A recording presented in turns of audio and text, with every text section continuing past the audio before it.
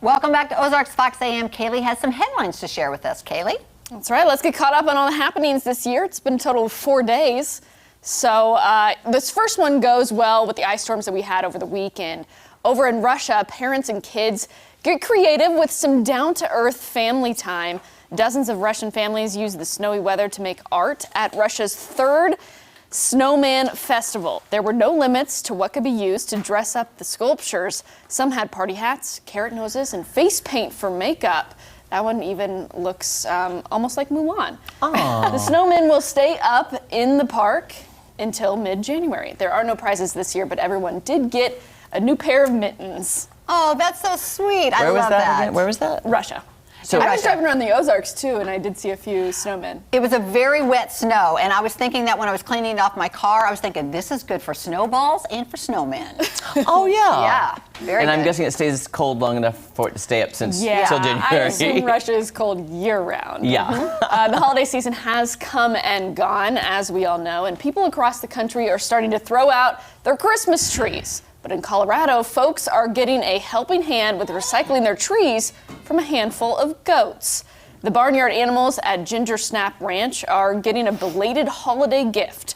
Staff members here are receiving donated Christmas trees and giving them to their goats as a healthy snack, because all that fiber in the bark, you know? Right. And as they munch, animal experts say the crunch is just what these goats need in their diet. I didn't see any goat farms around here saying, you know, we'll take Christmas trees, the real kind, of course, but if you've got goats of your own, that's one way to dispose of your Christmas tree once you're done with it. Yeah, and I've heard of people putting it in the lake, too, for fish and for all that Good sort of thing. idea. Yeah, it's a good thing, too. Do you know if baby horses or miniature horses would eat that? I'm not Do you sure. have one, Jeremy? Did you get that email? Do you have a horse? No, but guess what's right down the road from me? A miniature horse farm. Oh, I was thinking I could go throw it to the horses. Just give it to the ponies. I thought they're you cute. might have one in your yard. That's what I got for Christmas. If they don't need it, they might play with it. Okay. I don't know.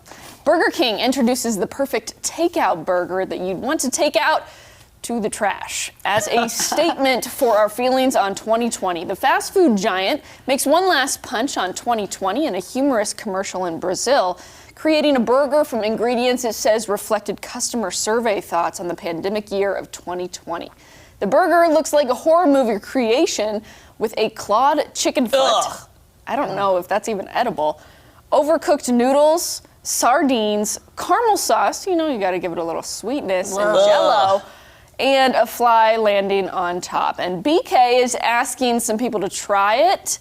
As you can see in this little commercial here, no one could really get past one bite. Ugh. That looks terrible. Kaylee, are you suggesting we make this on our show? No, she's not. Yeah. No, she's Why not. not? What day is it? I think I'm off. I think I'm off that day.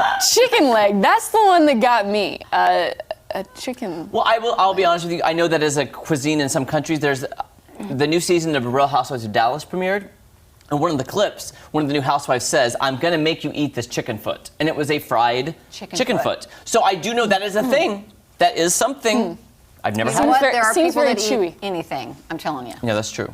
Yeah. And I guess if you were starving, Well, it'd be very tasty. Or maybe you can just throw it to the goats like the Christmas. Well, get ready to break your New Year's resolution. I'm redeeming myself food-wise because this is one that you'll actually want to eat. Oreo came out with a new cookie. The company posted a pic of the stacked cream attack on its Instagram page. The sensation has triple layered cream and tastes of cookie dough, brownie, and the original Oreo cream. It's all topped and bottomed off by the traditional chocolate Oreo cookie, the limited run Brookios, because it's brownie cookie Oreos.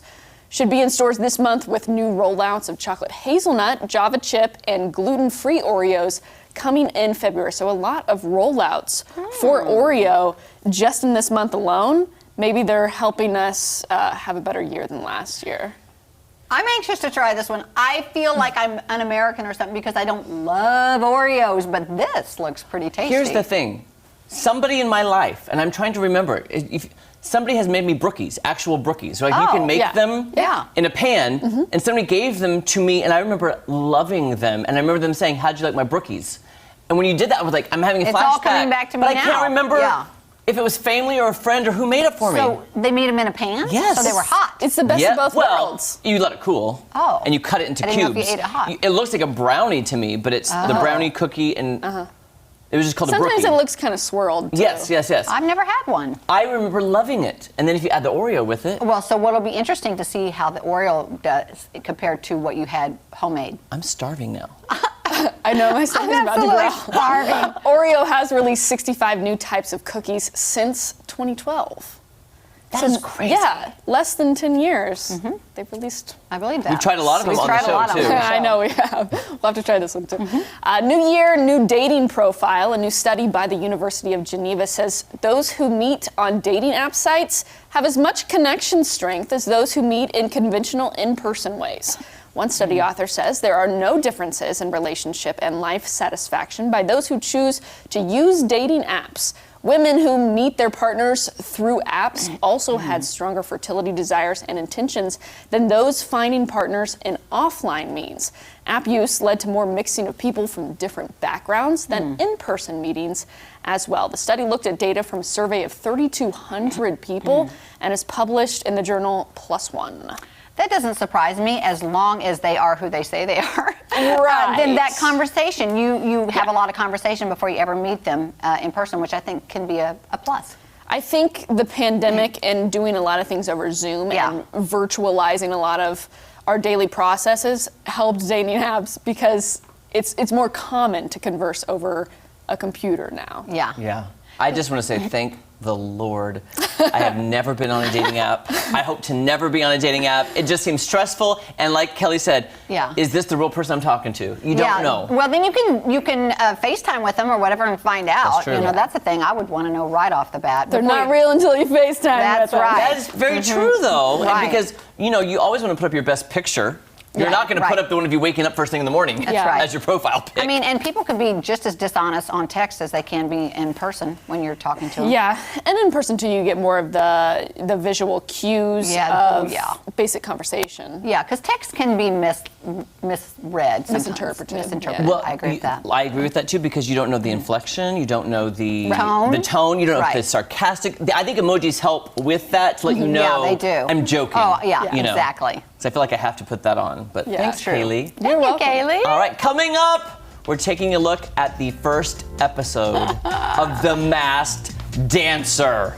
Are y'all ready for this? It's a limited series too, isn't it? I think so, but if it's a hit, they'll bring it back. Yeah, exactly. I mean, come on. We'll be back.